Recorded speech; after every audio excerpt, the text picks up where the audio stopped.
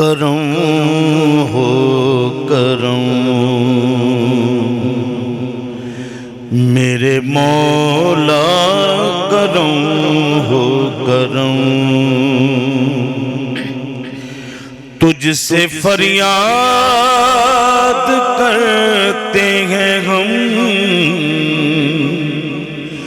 تجھ سے فریاد کرتے ہیں ہم میرے مولا، کرم ہو کرم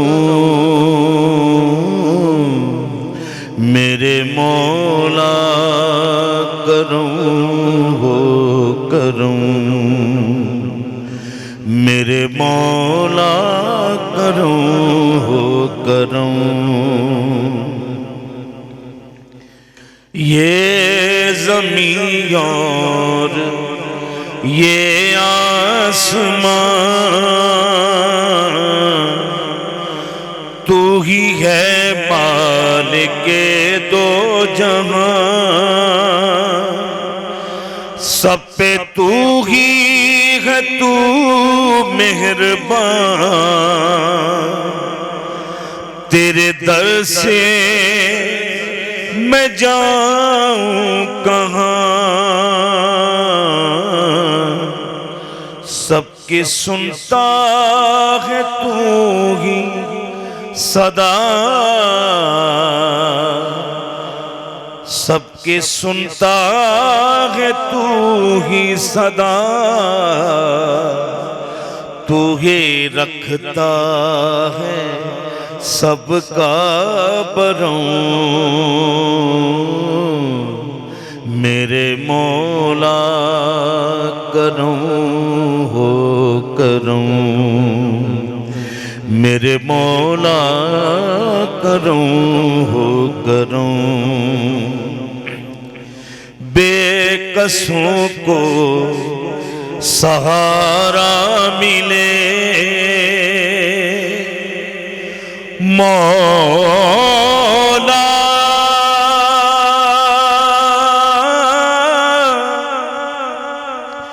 مولا، مولا، مولا بے کسوں کو سہارا ملے، ڈوبتوں کو کنارہ ملے، سر سے طوفان پل میں ٹلے، جو تیرا ایک اشارہ ملے، تو جو کر دے مہربانیاں دور ہو جائیں پل میں یہ غم میرے مولا، کرم ہو کرم میرے مولا، کرم ہو کرم معاف کر دے خطائیں میری، مانگتا ہوں عطائیں تیری، مجھ کو تیرا ہی ہے آسرا، بات بگڑی بنا دے میری، برد دامن میرا اے خدا، جو بھی ہیں مولا تیرے ہیں ہم میرے مولا، کرم ہو کرم مولا، مولا، مولا، مولا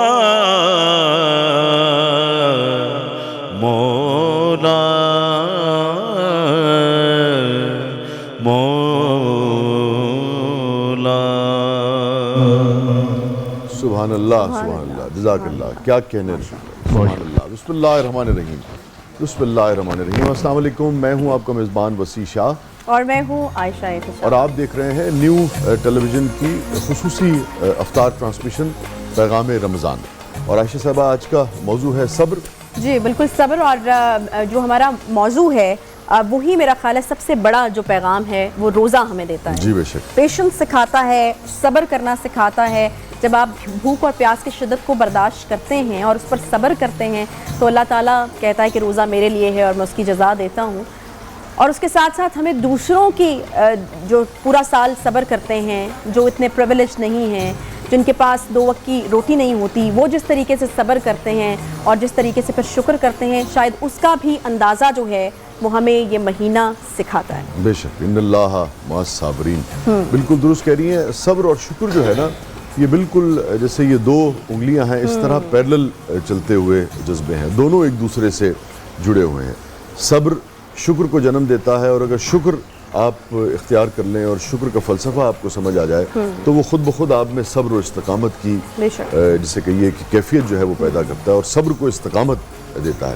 یہ موضوع بڑا اہم ہے. اس کی اوپننگ سے پہلے میں چاہوں گا جو ہماری مہمان ہیں, چونکہ وہ وقت بھی ہمارا بڑا قیمتی ہے, مختصر وقت کے لیے انہوں نے ہمیں جوائن کیا ہے, تو جب ہم ان سے بات کر کے آئیں گے تو پھر ذرا صبر کو ہم کھول کر سمجھنے کی کوشش کریں گے کہ صبر کی ہماری زندگی میں اہمیت کیا کیا ہے, اور صبر کے کتنے پہلو ہیں, اور صبر اور شکر اور سخاوت اور صدقات اور خیرات, کیسے یہ ساری چیزیں جو ہیں یہ آپس میں جڑی ہوئی ہیں. بالکل, علماء کرام بھی ہمارے ساتھ موجود ہوں گے تو ان سے بھی ہم جانیں گے کہ اسلام جو ہے وہ صبر کرنے والوں کے لیے کن انعامات کا جو ہے حیرت انگیز طور پہ کیا تعلق ہے. دوسرے ایک مسئلہ یہ ہے کہ عموماً طور پہ ہم صرف صبر لیتے ہیں جب کوئی مصیبت آئے, تو اس موقع پر ہم یہ سمجھتے ہیں کہ بھئی صرف صبر جو ہے اس کا وہ صرف اسی مقام پر لاگو ہوگا. حالانکہ زندگی کا ہر شعبہ جو ہے اس کے اوپر آپ صبر لاگو کر سکتے ہیں. صبر آپ کے گھروں میں, آپ کے رشتوں میں, آپ کے تعلقات پر, آپ سے کوئی بد کلامی کرتا ہے تو بھی آپ کو اپنے صبر کا مظاہرہ کرنا ہوتا ہے. تو صبر کے بے انتہا پہلو ہیں, اور ہر پہلو سے خیر برآمد ہوتا ہے. اور وہ مولانا محمد جلال الدین رومی بیان کرتے ہیں کہ جو شخص صبر سے کام لیتا ہے اور مصائب پر صبر کرتا ہے, ہر حال میں اللہ عز و جل کا شکر ادا کرتا ہے, تو اللہ اسے بے شمار انعام و اکرام سے جو ہے وہ نوازتا ہے. اور اگر تم اپنی نفسانی خواہشات پر قابو پالو تو اللہ تعالیٰ کے دیدار سے بھی مستفید ہو سکتے ہیں. مطلب یہ صبر کرنے والوں کے لیے کتنا بڑا انعام ہے سب, جس کا جو ہے وہ وعدہ کیا گیا ہے. جیسے کہ آپ نے کہا تھا کہ مہمان ہمارے ساتھ موجود ہیں, پہلے ان کا تعارف کرا دیں, اور وہ جس حوالے سے یہاں پر ہیں وہ بھی بڑا اہم ہے اور بڑا ضروری ہے. سندس فاؤنڈیشن کے حوالے سے شاہ صاحب ہمیں بات کرنی ہے. ڈاکٹر زنیرہ شکیل صاحبہ جو ہیں وہ ہمارے ساتھ یہاں پر موجود ہیں, ویمن میڈیکل آفیسر ہیں. ایک بریک کا کہا جا رہا ہے زنیرہ, پھر تسلسل ٹوٹتا ہے چونکہ گفتگو کا, تو ایک بریک ہم پہلے لیتے ہیں, پھر واپس آ کر آپ سے پوچھتے ہیں کہ سندس فاؤنڈیشن جو ہے وہ کس طرح سے آپریٹ کرتا ہے اور کیا ساری طریقہ ہے.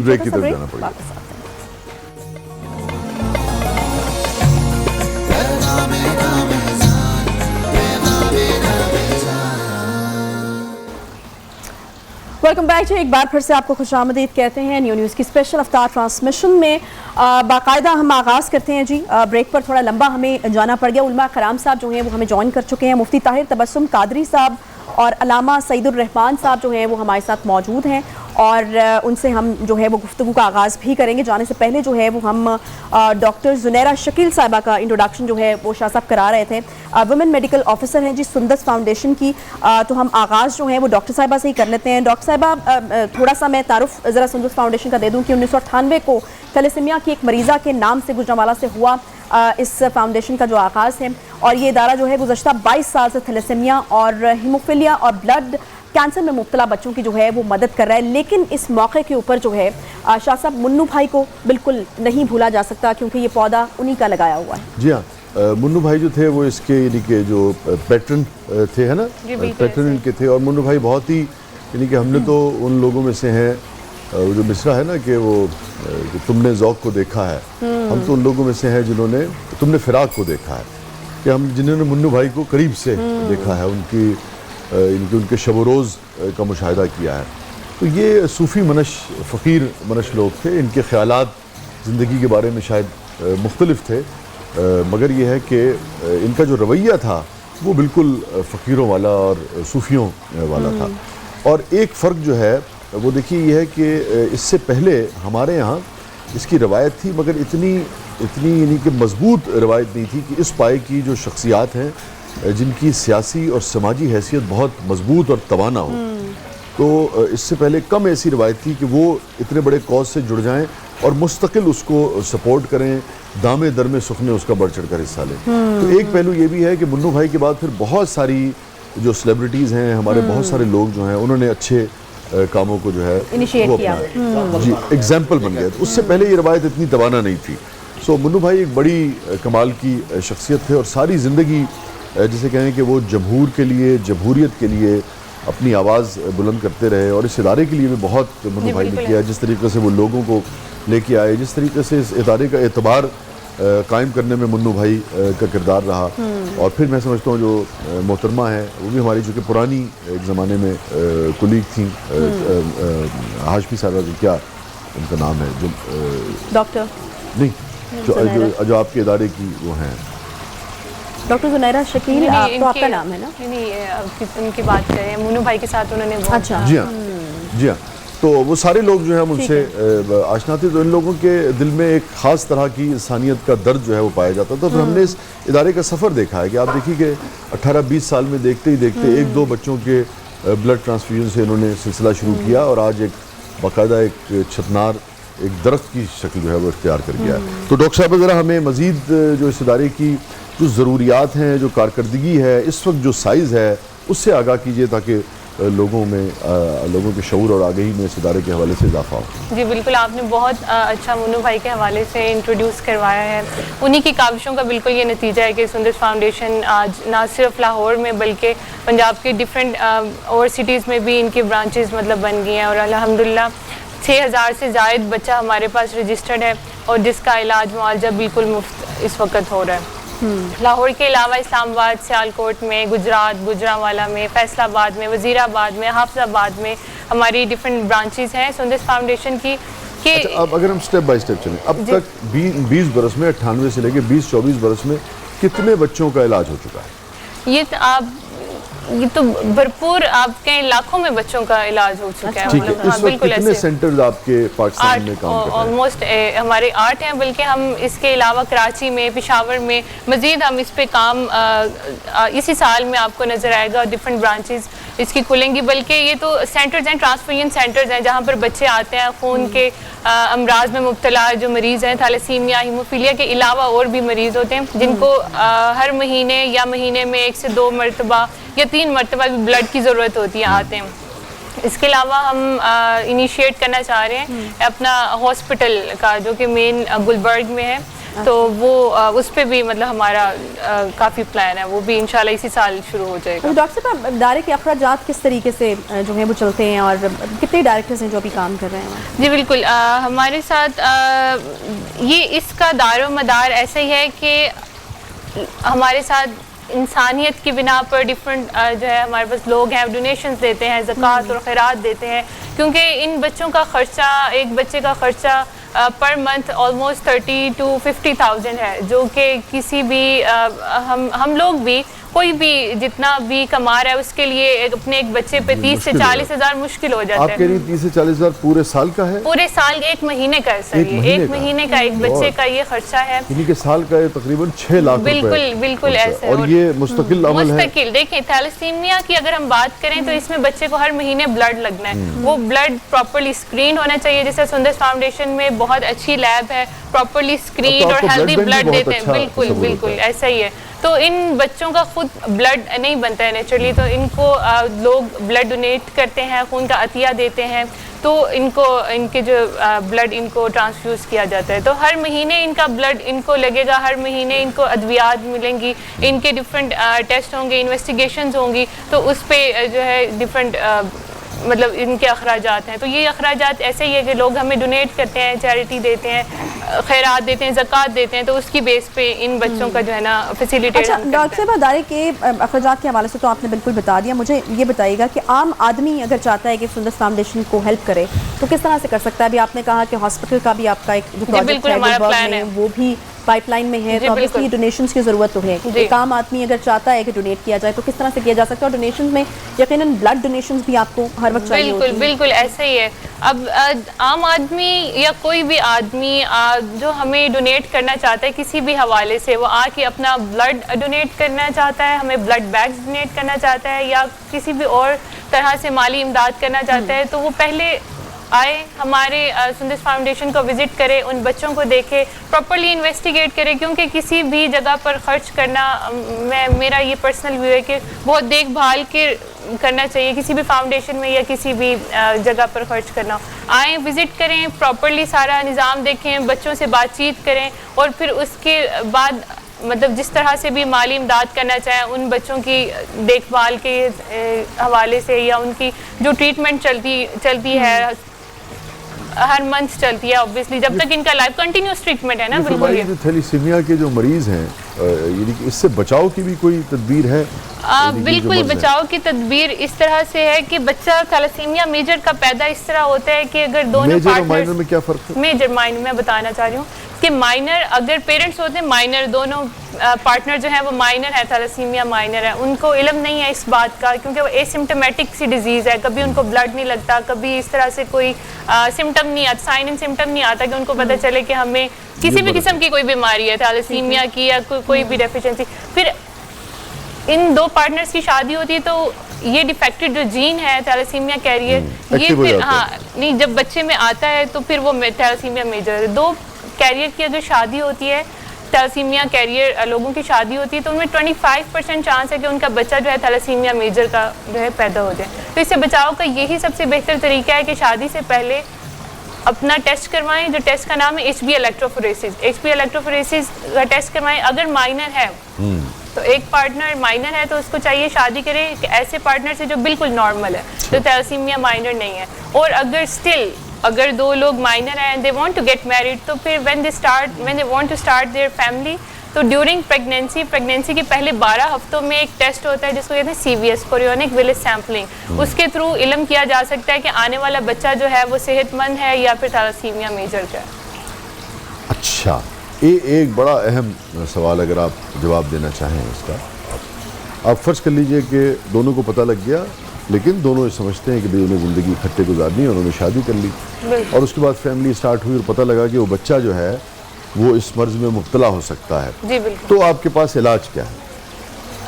अगर वो पैदा हो चुका है नहीं, अभी इब्तदाई तो आपको सर 12 उनको काउंसिल किया जाता है कि दे आर अलाउड लीगली तौर पे कि वो अबॉर्ट कर सकते हैं वो बच्चा को चाहें तो, क्योंकि सारी जिंदगी क्या है सर, ये स्ट्रेस उस बच्चे के लिए भी और पेरेंट्स के लिए भी। मेरे ख्याल में ये भी देखना होगा कि जो यानी कि जो शरीयत है, शरीयत के लिहाज से भी, जी बिल्कुल। बहरहाल चूंकि एक बिल्कुल ही अलग मौजू है, बिल्कुल। तो मैंने एक सवाल तो जरूर उठाया, मगर मेरे ख्याल में ये अलग से इस पे प्रॉपर्ली सर हमारे पास समझना चाहिए। जी, इस पे भी मतलब वर्क है। ठीक है, पहले बुनियादी इस वक्त दिया उलमाए कराम को इस हवाले हाँ से जी, आप लोगों ने बिल्कुल। यकीनन इस हवाले से किया होगा। अच्छा, और वो तो उस फैमिली का भी वो है, तो बुनियादी तो मकसद ये है ना कि आपका जो इदारा है उसकी जो कंट्रीब्यूशन है, जी बिल्कुल, हम उनको प्रॉपर्ली काउंसिल करते हैं, उनको मॉरल सपोर्ट देने के साथ साथ कितना खर्चा आपको दरकार होता है इस वक्त एक साल को प्रॉपर इन बच्चों को ठीक तरीके से इलाज मुहैया करने के लिए? सर देखिए, एक बच्चे का सॉरी आपकी बात कट गई थी, आप फिर सवाल कर लीजिए। हाँ, एक बच्चे का जिसका मैंने बताया 30 से 40 से 50 हज़ार तक एक बच्चे का पर मंथ है। अब ऐसा है कि हमारी लैक ऑफ अवेयरनेस की वजह से एक फैमिली में एक से ज़्यादा बच्चे भी हैं। मेरे पास आते हैं बच्चे 2-2, 3-3 बहन भाई थैलेसीमिया मेजर के हैं कि उनके पेरेंट्स का स्ट्रेस हम नहीं मैं डॉक्टर साहब जानना चाह रहा था कि भाई इतने बच्चे आपके पास हैं, इतनी रकम आपको दरकार होती है ताकि लोगों को ये अंदाजा हो कि आपके इदारे का साइज क्या है, वो बढ़ चढ़ कर उसमें हिस्सा ले सकें। जी, ये देखिए, पर बच्चा नहीं पूछ रहा, ओवरऑल सर ओवरऑल देखिए हमारे डिफरेंट जिस तरह ब्रांचेस हैं, टोटल 6000 से ऊपर हमारे पास बच्चा है जिसमें एक बच्चे का जो खर्चा है वो 30 से 40 तो उसको आप वो देख लें, साल का 6 लाख। जी बिल्कुल, पर बच्चा 6 लाख है तो 6000 हमारे पास बच्चा ऑलमोस्ट है, 6000 से ऊपर ही है। इसमें सिर्फ साल की कुछ आपके पास है कैलकुलेशन, कितनी रकम दरकार होती है सर साल की? ऐसे एज इट इज़ तो बिल्कुल इस वक्त नहीं मैं बता सकूंगी आपको, लेकिन ये कि जो भी जितना भी कर सके, बेशक हमें ब्लड बैग्स प्रोवाइड कर दें, बेशक उन बच्चों की अद्वियात में कोई कंट्रीब्यूशन कर दें, उन बच्चों को आकर ब्लड मुहैया कर दें, तो एंड कुछ किसी भी तरीके से हमारे बच्चे फैसिलिटेट हो जाएं, यही हमारा ठीक है। और रकम की सूरत में भी आप चाहते हैं कि आप जी बिल्कुल, रकम की सूरत में बिल्कुल ज़कात की फॉर्म में कोई हमें देना चाहे, या खैरात डोनेशंस में, या सदका में, किसी भी हवाले से आकर, या फिर जिस तरह हम अपना हॉस्पिटल बनाने जा रहे हैं उसमें कोई वार्ड डोनेट करना चाह रहा है या बेड्स डोनेट करना चाह रहा है, तो किसी भी हवाले से आकर तो हमें। अच्छा डॉक्टर साहब, मुस्तकबिल में फ्यूचर में क्या सुंदस फाउंडेशन का क्या मंसूबे क्या हैं जो पाइपलाइन में हैं, और उनके लिए जो है वो आप जी ये पहले भी मैंने अर्ज किया कि जिस तरह हमारे पंजाब में है डिफरेंट ब्रांचेस सुंदस फाउंडेशन की, हमारे पास आते हैं, बहुत दूर दूर से बच्चे आते हैं, तो उनके लिए हम चाहते हैं कि जिस तरह कराची में हमारी इस वक्त ब्रांच नहीं है लेकिन उस पर हम काम करें, पेशावर में हम अपनी एक ब्रांच खोलना चाह रहे हैं, और ये थे छोटे सेंटर्स। तो अभी लाहौर में जो हम काम करने जा रहे हैं वो एक प्रॉपर बड़ा हस्पताल बनाना चाह रहे हैं जिसमें ना सिर्फ खून में मुब्तला मरीजों का इलाज होगा के ऊपर काम करेगा। नहीं बिल्कुल ऐसी बात नहीं, न थैलेसीमिया, हीमोफीलिया, ब्लड की और भी डिफरेंट जितनी भी ब्लड रिलेटेड जो जी एग्जैक्टली, और इसके अलावा भी और भी स्पेसिफिक होता है। शौकत खाना में कैंसर के लिए डेडिकेटेड है, तो आप ब्लड डिजीजेस के लिए डेडिकेटेड, ब्लड डिजीजेस के लिए डेडिकेटेड हैं। मुफ्ती साहब ये फरमाइए कि ये तो बड़ा वाज़ेह है कि अपनी औलादों को, बच्चों को भूख के डर से कत्ल न करो, बिल्कुल एक तो क्लियर वो है। अब उस पर फिर मुसलमान अपने हिसाब से ही उस पर अमल करते हैं यकीनन। अब ये इससे हवाले से बनवाइए कि शरीयत क्या कहती है, आप मुफ्ती हैं, आलिम दीन हैं, कि बीमारी अगर बिल्कुल वाज़ेह हो गई और इस वक्त जो दुनिया है उसके बाद कहीं किसी नौइयत की उसका इलाज नहीं है, तो फिर शरीयत क्या कहती है? जैसे मैं जो समझा हूँ कि डॉक्टर साहबा जिस तरह बता रही हैं, ज़ाहिर है जब बच्चा अपने माँ के पेट में है, शिकमे मादर में है, और उसके अंदर रूह फूंकी जा चुकी है, उसके आज़ाब बन चुके होते हैं, तो मेडिकल जितने भी रिसोर्सेज हैं वो उस वक्त ही बता सकते हैं ना उसकी कंडीशन क्या है। तो जब रूह फूंकी जा चुकी हो, जान उसमें पड़ गई हो, तो उसके बाद दीनी हवाले से कतन उसकी कोई इजाज़त नहीं है। उससे पहले की सूरत और है, जब तक वो माज है, खून है, एक लोथड़ा है, जब जान पड़ गई तो उसके बाद, क्योंकि बीइंग अ मुस्लिम हमारा ये ईमान अकीदा है कि हमारी मेडिकल साइंस तो ये बता सकती है कि इसको ये बीमारी है, लेकिन शिफा देने वाली ज़ात जो है वो अल्लाह की है। और बेशुमार ऐसे लोग जिनको डॉक्टर या मेडिकल लाइलाज करार दे देती है, वो अल्लाह के हुक्म से सेहतमंद हो जाते हैं। लिहाजा उस पर ईमान कामिल रखें और इंशाअल्लाह अल अज़ीज़ वो सेहतमंद हो जाएगा। अच्छा साहब, इनके काम में खून की एहतियात जो है वो बड़े इंपॉर्टेंट है, क्या कहता है इस्लाम हमें खून की एहतियात के हवाले से खास तौर पर? जी देखिए, अब इस वक्त जो लेटेस्ट इस हवाले से फतवा जात हैं, पहली तो बात यह है कि जान बचाना वो बहुत ज़्यादा ज़रूरी है, वहीं से तो लेते ना। और जी जान, इंसानी जान की, और फिर ये खिदमत खल्क के ज़ुमरे में भी है, इंसानी जान को सिक्योर करना भी है। अब तो उलमा और हमारी मजहबी तंजीमें सिर्फ इसको जायज़ ही नहीं करार दे रही, बल्कि इसमें बढ़ चढ़ कर हिस्सा भी ले रही है। आपने देखा पिछले दिनों थैलेसीमिया के जो पेशेंट थे उनमें ब्लड की कमी हो गई थी, तो दावत इस्लामी वो सामने आई, आपको याद होगा उस वक्त उन्होंने अपील की और बहुत बड़ी मिकदार के अंदर उन्होंने वो ब्लड डोनेट किया। लिहाजा ये किया जा सकता है और करना चाहिए। इंसानी जो खिदमत है और इंसानी जान है, खिदमत खल्क, जहाँ से आपने बात की है, असल बात तो यही है कि अपने लिए जीना तो क्या जीना है, असल तो यही है कि आप दूसरों के लिए जिए, दूसरों के काम आए। और ये मखलूक़ात जो हैं ये तो अल्लाह का कुनबा और कबीला है, और जिस तरह हमारे कुनबे और कबीले से कोई प्यार करे और उनके कोई काम आए तो हमें वो अच्छा लगता है, तो अल्लाह भी फरमाता है कि जो मेरे कुनबे और कबीले के लिए नफ़ा का सामान वहाँ पहुँचाता है, मुझे वो महबूब हो जाता है और मुझे उससे मोहब्बत हो जाती है। सुभान अल्लाह। अल्लामा साहब से कभी शामिल अल्लामा सईद रहमान साहब भी हमारे साथ मौजूद हैं। अल्लामा साहब, इस तरह के फलाई इदारे होते हैं, ऑर्गेनाइजेशंस होती हैं, और उसमें बहुत सारे ऐसे लोग होते हैं, क्योंकि हम तो आजकल इसके ऊपर जो है वो एक सीरीज़ चल रही है, प्रोग्राम्स हम कर रहे हैं, उनमें जो लोग होते हैं उन्होंने अपने आप को वक्फ किया होता है इस काम के लिए। इस्लाम क्या कहता है उसके अजर के हवाले से, या उन लोगों के हवाले से जिन्होंने इंसानियत के लिए ख़ुद को वक्फ कर दिया होता है? अभी पिछले दिनों जो है वो बिल्किस ईदी साहिबा जो है वो रहलत फरमा गई, फिर उससे पहले ईदी साहब, उनका तो काम जो है वो दुनिया नहीं भूल सकती, और जिस तरह कि शाह साहब ने कहा कि उनको देखते हुए फिर बहुत सारे लोग जो हैं वो इस काम में आए और उन्होंने अपनी ऑर्गेनाइजेशन जो हैं वो बनाई हैं। तो इस्लाम क्या कहता है इस तरह के ऑर्गेनाइजेशंस के हवाले से और फिर उनको डोनेशंस देने के हवाले से? बिस्मिल्लाहिर्रहमानिर्रहीम। पहली बात तो ये है कि इस्लाम जो है ये दीन फितरत है और इसकी जितनी भी जुज़ियात हैं, इसके हदूद हैं, इसके क़यूद हैं, इसके जो फ़राइज़ हैं, वाजिबात हैं, वो बिल्कुल वाज़े हो चुके हैं। जिस तरह इंसान की हुर्मत का और इसका जो एहतराम है वो इस्लाम में है, वो पहले कहीं नहीं था। हुज़ूर सल्लल्लाहु अलैहि वसल्लम की आप सीरत तय्यबा देख लें कि मुसलमानों के नहीं, इंसानों के नहीं, जानवरों के, यानी कोई ऐसी मखलूक नहीं कि जिनके हुज़ूर सल्लल्लाहु अलैहि वसल्लम ने हुकूक ना बताए हों। जी अगर आप ये फरमा रहे हैं कि बैतुल्लाह की अगर दीवार गिर रही हो और एक इंसान की जान जा रही हो तो उस इंसान की जान को बचाना पहले है। अच्छा, मैं हुज़ूर सल्लल्लाहु अलैहि वसल्लम की जो सीरत तय्यबा है, अगर आप उसका मुताला करेंगे तो नबूवत से पहले भी आप देखें कि वही सिफ़ात थी जो नबूवत के बाद थी। जी एक जमात थी, वहाँ पे एक ट्रस्ट था बना हुआ रफ़ाई के नाम से, तो उसमें हुज़ूर सल्लल्लाहु अलैहि वसल्लम ख़ुद भी बढ़ चढ़ के हिस्सा लेते थे। यहाँ तक भी एक जगह पे आता है कि एक शख्स था, वो अपने अहल व अयाल के साथ बैतुल्लाह के जो तवाफ़ था उसके लिए वो आया, तो किसी मुशरिक ने उसकी वहाँ से बेटी को छीन लिया और हुज़ूर सल्लल्लाहु अलैहि वसल्लम उसके घर जाते हैं और उसको बाज़ियाब करवाया और उसे कहा कि अगर तुम ये नहीं करोगे मैं तुमसे लड़ाई करूँगा।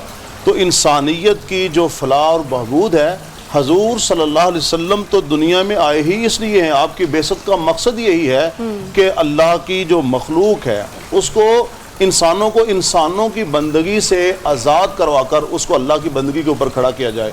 तो हुज़ूर सल्लल्लाहु अलैहि वसल्लम की जो तालीमात वो तो बिल्कुल वाज़ेह हैं। आप हैरान होंगे कि हुज़ूर सल्लल्लाहु अलैहि वसल्लम के पास एक वफ़द आया और वो ईसाई मज़हब से ताल्लुक़ रखने वाले थे। तो हुज़ूर सल्लल्लाहु अलैहि वसल्लम ने उनके सामने दस्तरखान बिछाया, दस्तरखान बिछा के खाना लगाया। एक सहाबी ने अर्ज़ किया, या रसूल अल्लाह, आप हमें हुक्म देते। तो हुज़ूर सल्लल्लाहु अलैहि वसल्लम ने फरमाया कि नजाशी के दरबार में हबशा में मेरे सहाबा गए थे तो उन्होंने इसी तरह उनका इकराम किया था, खिदमत की थी, तो मैं चाहता हूँ कि मैं भी उससे बढ़कर उनकी खिदमत करूँ। यानी वहाँ पर मुस्लिम, गैर मुस्लिम, इंसान, गैर इंसान, ये तमाम चीज़ें पीछे हैं। अल्लाह की मखलूक को सामने देखे ना, वो एक चिड़िया है, वो हुज़ूर सल्लल्लाहु अलैहि वसल्लम से आके अगर शिकायत कर रही है, अगर एक ऊँट आके हुज़ूर नबी करीम सल्लल्लाहु अलैहि वसल्लम की बारगाह में अपना जो शिकायत रख रहा है कि अपनी परेशानी दुख का वो मदावा वहाँ से चाह रहा है, तो हुज़ूर सल्लल्लाहु अलैहि वसल्लम ने ये सिर्फ सारे काम किए नहीं बल्कि अपनी उम्मत को इन तमाम उमूर के ऊपर खड़ा किया। खिदमत इंसानियत जो है, इस्लाम का खुलासा यही है, अल्लाह को उसकी बंदगी इबादत से राज़ी किया जाए, हुज़ूर नबी करीम सल्लल्लाहु अलैहि वसल्लम को उनकी इताअत और इत्तिबा से राज़ी किया जाए और सारी जो मखलूक है उनको खिदमत से राज़ी किया जाए। बिल्कुल इंसानियत की खिदमत सिलसिला आगे भी हम जारी रखेंगे। एक ब्रेक जो है उसका वक्त हो चुका है। डॉक्टर ज़ुनैरा शकील साहिबा हमारे साथ मौजूद थी, बहुत शुक्रिया डॉक्टर साहिबा आपकी आमदी, और आपने जो सुन्नत फाउंडेशन के हवाले से हमारी जो है तालीमात में इजाफा किया और साथ साथ थैलेसीमिया के हवाले से भी आगाही जो है उसके हवाले से भी जो है वो डॉक्टर ज़ुनैरा शकील साहिबा से आज हमारी गुफ्तगू हुई है। अलामा साहब भी हमारे साथ मौजूद हैं, कादी साहब भी मौजूद हैं और हमारे साथ जो है वो अलहाज मोहम्मद रफ़ीक ज़ा साहब भी मौजूद हैं। एक छोटा सा ब्रेक लेते हैं, ब्रेक लेकर वापस आएंगे, साथ रहिए।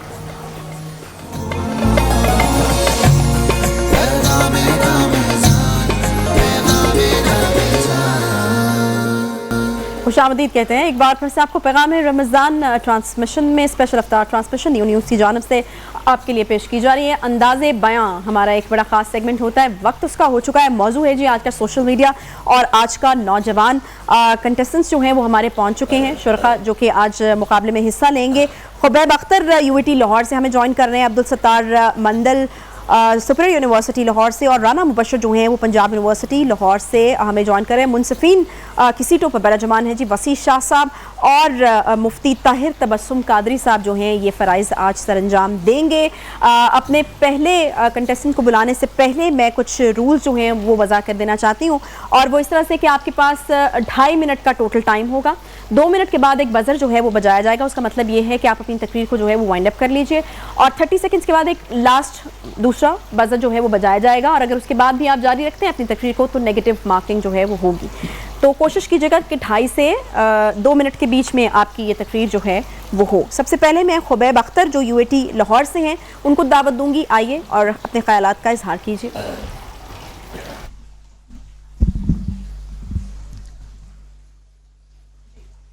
इस खित्ता अर्ज़ पर रखे जाने वाले हर कदम से निकलने वाली शुआएं हमारी ज़हनी ग़ुलामी की अक्कासी करती हैं सदर आली वक़ार। کہ ہماری ہر رائے، ہر خیال کا انحصار سماجی رابطوں کی ویب سائٹ پر متاثر کن شخصیات پر ہوتا ہے کہ ہماری طرز زندگی انہی اشخاص کی تقلید و اطاعت کرتے کرتے احساس کمتری کے سمندر میں ڈوب جاتی ہیں کہ آج کا نوجوان ان شعاؤں سے ایسا مفلوج ہوا کہ وہ نوجوان جس کی شہرت کا راز قرآن و سنت پر عمل کر کے ترقی کرنے میں پنہا تھا، وہ جھوٹی شہرت کے چکر میں پڑ کر ٹک ٹاک پر ویڈیو بناتے ہوئے کبھی انجن کے نیچے آنے لگا تو کبھی دریاؤں کے بھور میں بہہ گیا کہ وہ نوجوان جس نے چراغ روشن کرنے تھے کہ اس سے مغربی چراغ لو پکڑتے، ان نوجوانوں کی روشن خیالی کے تمام چراغ صرف ایک سوشل میڈیا پوسٹ پر مکفل ہو گئے۔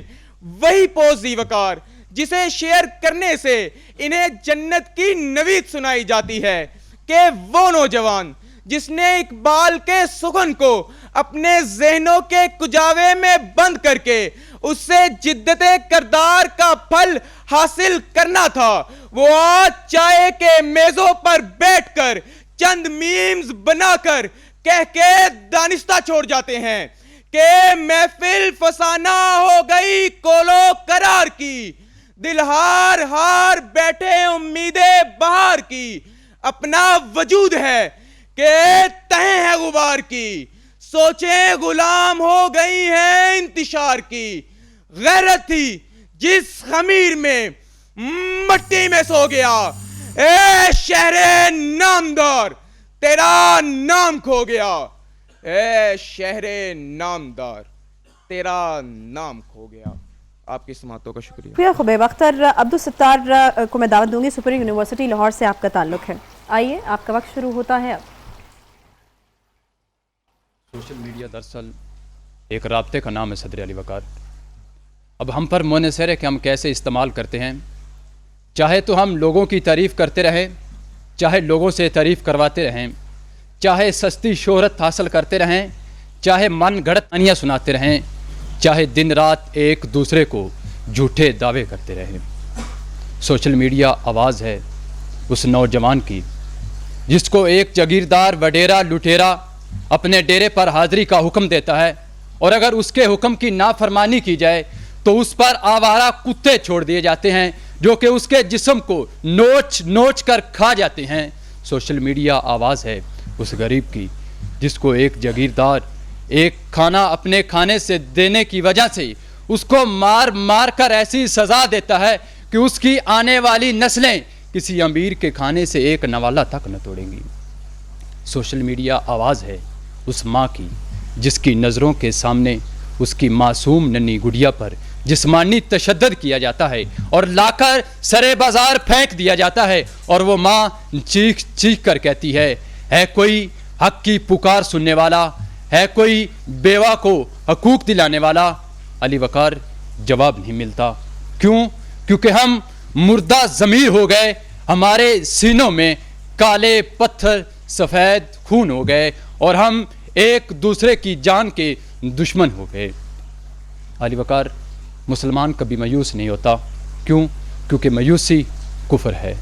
میں، آپ اور سننے والا ہر شخص اس بات کو اپنے ذہن میں بٹھا لے کہ ہم سوشل میڈیا کو مثبت طریقے سے استعمال کریں گے اور دنیا میں کامیاب اور کامران ہوں گے۔ آپ کی سماعتوں کا بہت شکریہ۔ بہت شکریہ جی۔ 1.5 منٹ کا دورانیہ رہا ہے آپ کی تقریر کا۔ عبدالستار ہمارے ساتھ موجود تھے سپر یونیورسٹی سے۔ رانا مبشر صاحب پلیز آئیے گا، پنجاب یونیورسٹی سے لاہور سے آپ کا تعلق ہے اور آپ کا وقت شروع ہوتا ہے اب۔ کسی ایجاد کے اچھا یا برا ہونے کا تعین اس کے استعمال سے کیا جاتا ہے علی وقار۔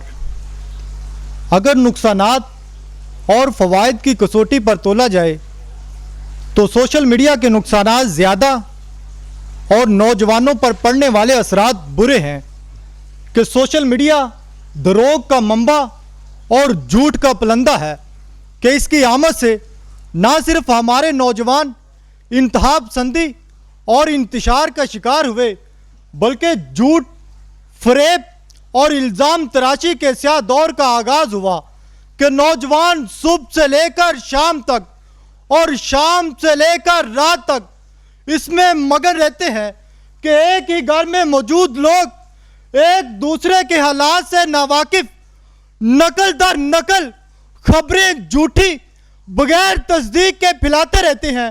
اور ڈٹائی تو یہ کہ صدر علی وقار وہ نوجوان جن کے والدین بڑھاپے میں تنہائی کا ساتھی ڈھونڈتے اپنے بچوں کی طرف حسرت بھری آنکھوں سے دیکھتے قبروں میں جا سوئے, وہ نوجوان RIP جنم دن اور محض عید مبارک کے اسٹیٹس لگاتے رہے. کہ علی وقار سوشل میڈیا نے ہمارے نوجوانوں کو کتابوں اور میدانوں سے دور کر کے ذہنی اور جسمانی طور پر مفلوج کر دیا ہے. کہ کہاں گئے وہ نوجوان کہ جن کی بغل میں کتابیں اور ذہن میں نور کا منارہ ہوتا تھا, وہ نوجوان جنہوں نے بحر ظلمات میں گھوڑے دوڑانے تھے سوشل میڈیا پہ اپنی زندگیاں برباد کرنے لگے. کہ علی وقار تو ان بظاہر زندہ نظر آنے والی مردہ لاشوں کو میں کیوں نہ کہوں کہ اجل ان سے مل یہ سادہ دل, نہ اہل صلات اور نہ اہل شراب, نہ اہل ادب اور نہ اہل حساب, نہ اہل کتاب, نہ اہل کتاب, نہ اہل مشین, نہ اہل خلا اور نہ اہل زمین, فقط بے یقین. اجل ان سے مت کر حجاب, اجل ان سے مل کہ یہ سادہ دل, نہ اہل صلات نہ اہل شراب, فقط دل. بہت شکریہ. رانا مبشر پنجاب یونیورسٹی لاہور سے تینوں جو شرکا ہیں وہ مکمل کر چکے ہیں اور میرے خیال میں نتیجہ بھی مرتب ہو چکا ہے یا ہونے والا بھی. کچھ کہنا چاہ رہے ہیں آپ؟ نتیجہ میں مسکرا رہا تھا, میں نے کہا جو دو نوجوان ہیں ہمارے خاص طور پہ یہ اتنا ناپسند کرتے ہیں اور سبھی نوجوانوں کی نمائندگی کر رہے ہیں, پھر یوز کون کرتا ہے سوشل میڈیا یہ مجھے بتا دیں. اگر آپ کی رائے اس کے بارے میں یہ ہے ایک نوجوان جو ہے جو دوسرے نمبر پہ آیا عبدالستار, انہوں نے جو ہے تعریفیں کی ہیں سوشل میڈیا کی. عبدالستار نے بیلنس ایک جو ہے وہ کریٹ کیا جی, اس میں کوئی نتیجہ جو ہے وہ مرتب ہو رہا ہے. اور قادری صاحب آپ کر چکے ہیں ہمیں نتیجہ مرتب, میرے خیال میں آپ کا باہمی اتفاق کے ساتھ جو ہے وہ ہمارے سامنے. آپ کا کیا خیال ہے آج جس عنوان کے اوپر گفتگو ہوئی اور جس طریقے سے ہوئی؟ اس میں ایک بات تو یہ ہے کہ جس طرح شاہ جی نے بھی کہا کہ جو ہمارے دوست دو تھے انہوں نے بالکل اس کے اگینسٹ ساری گفتگو کی ہے.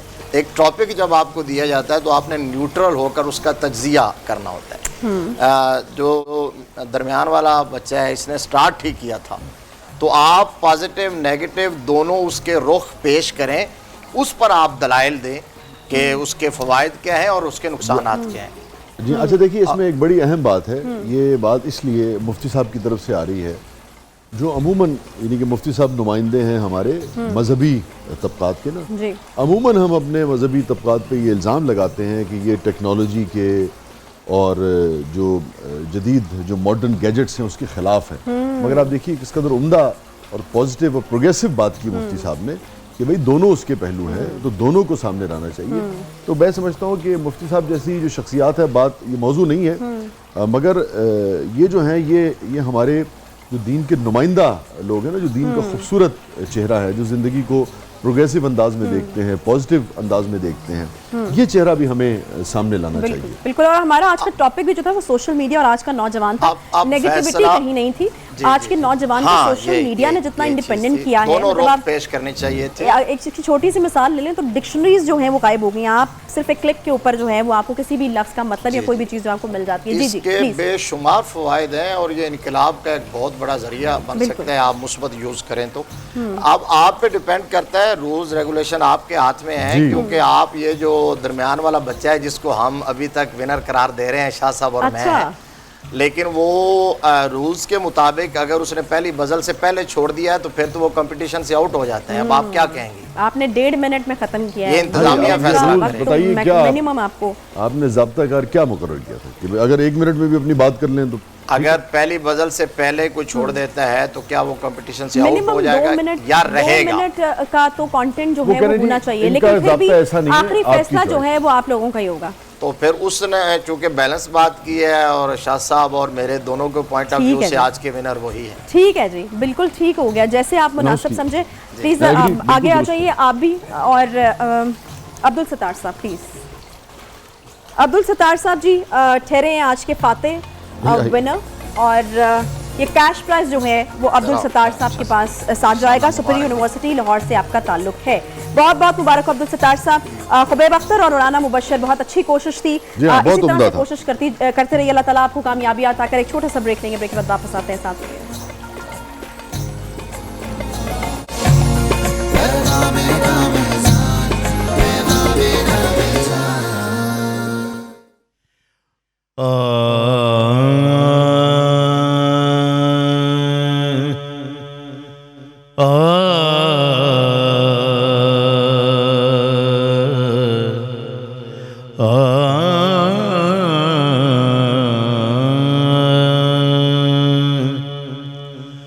حضور میری تو ساری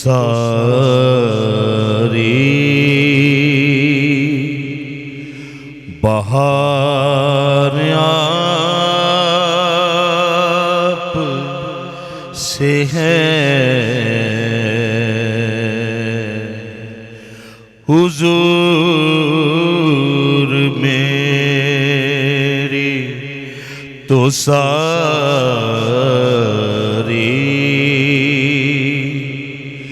بہار آپ سے ہے. میں بے قرار تھا, میرا قرار آپ سے ہے. حضور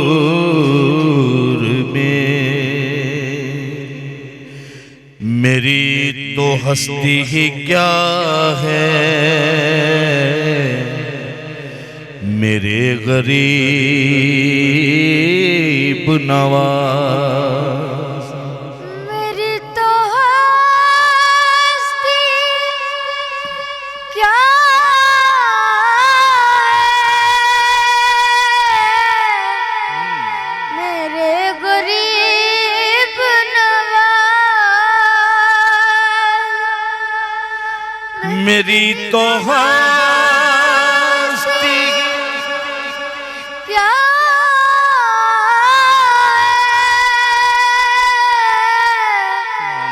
میرے غریب نواز, جو مل رہا ہے مجھے سارا پیار آپ سے ہے. حضور میں اس یقین سے زندہ ہوں, آپ میرے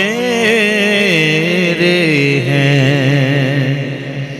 میں اس یقین سے زندہ ہوں, آپ میرے ہیں. میرے حیات کا دار و مدار آپ سے ہے. میں بے قرار تھا, میرا قرار آپ سے ہے. جو نام آپ کا آئے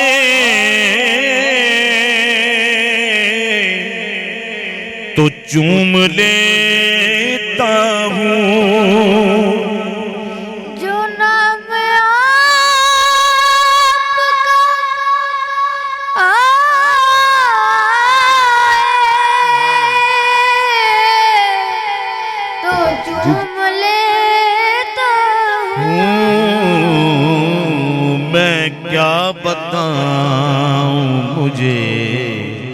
कितना प्यार आपसे है हुजूर मेरी तो सारी बहार आपसे है। जज़ाकल्लाह, सुभान क्या कहना है, सुभान अल्लाह, बहुत ही खूबसूरत कलाम है सुभान अल्लाह। शाह और आप साहब, देखिए कि हसन जो हैं ये साहबजादे हैं रफ़ीक साहब के, माशाल्लाह। और क्या निस्बतों से आपने नाम भी देखिए, है ना, सुभान अल्लाह सुभान अल्लाह। तो ज़रा हसन को दीजिए ना वो, है ना? हाँ नहीं बस वही नहीं, मैंने कहा वही वही हसन वही, जी हाँ वही, आपकी आवाज़ आ जाएगी हम तक, जी हाँ, क्योंकि बच्चों का अब सेगमेंट करना है। आयशा साहिबा ने कहानी सुनाएगी, तो मैंने कहा आपसे भी ज़रा बात की जाए। तो खूब बाबा ट्रेनिंग करवाते हैं आपको, जी करते खूब सिखाते हैं जी। आपको सबसे ज़्यादा कौन सी नात वैसे पसंद है?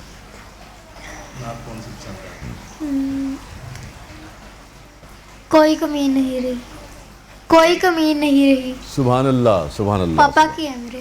हाँ बहुत बहुत जीते रहो बेटा, और इसी तरीके से जैसे कहिए कि नात का हक जो है वो अदा करते रहो। रफ़ीक भाई सुभान अल्लाह, क्या आपने चिराग रोशन किया, अल्लाह ताला इसकी रोशनी जो है, इसकी खुशबू जो है वो हमेशा फैलती रहे सलामत। बहुत वसम साहब की बड़ी पसंदीदा नात जी जी मैंने आज शुरू की।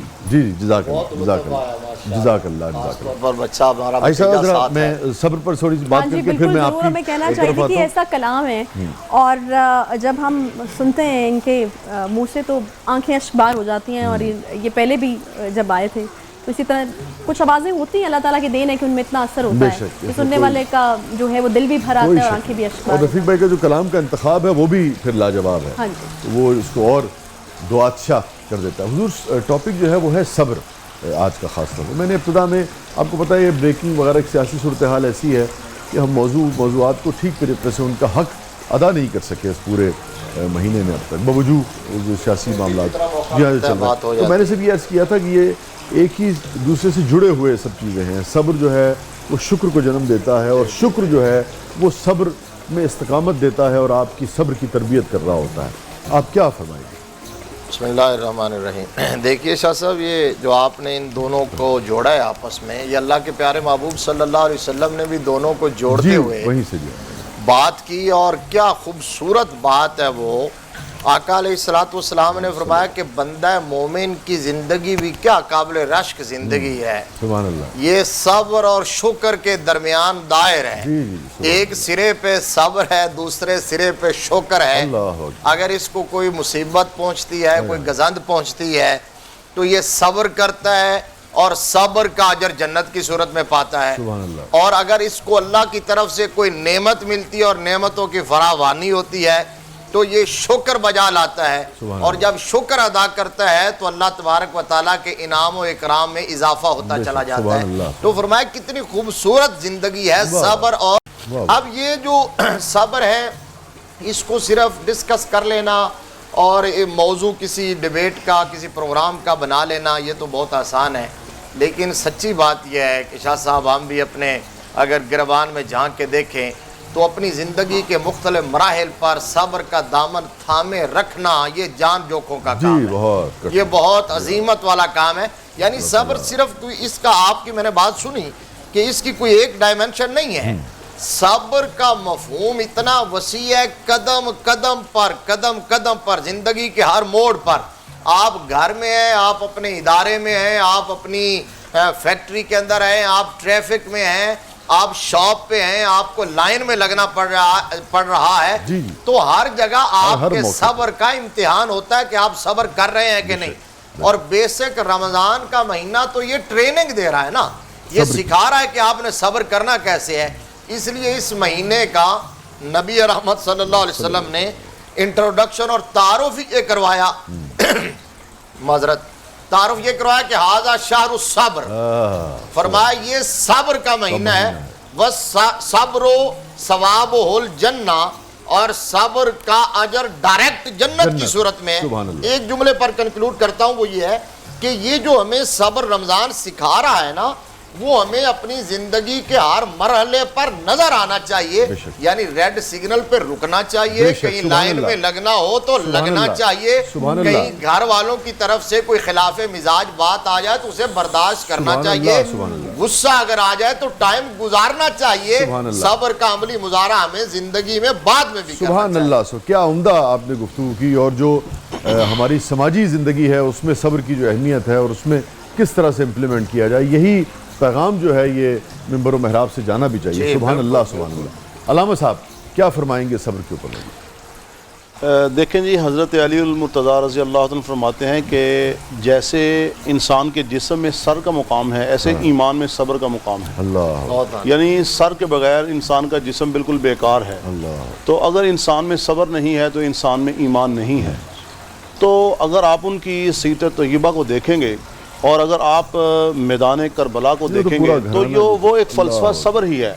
اچھا, صبر یہ صبر و استقامت, تو یہ جو ایک میسج اور پیغام صبر و استقامت کا ہے, حضور صلی اللہ علیہ وسلم کی اگر آپ سیرت طیبہ کا مطالعہ کریں گے, حضرات صحابہ اکرام رضوان اللہ تعالی علیہم اجمعین کو دیکھیں گے تو ان کی زندگیوں کے اندر یہ جو صبر ہے آپ کو ہر جگہ پہ ملے گا. کوئی ایسی چیز نہیں ہے. آپ ایک ایک کے آپ سیدنا بلال کو لے لیں, آپ حضرت صہیب کو لے لیں, آپ ایک ایک صحابی کو لیں گے, وہاں پہ آپ کو صبر ہی.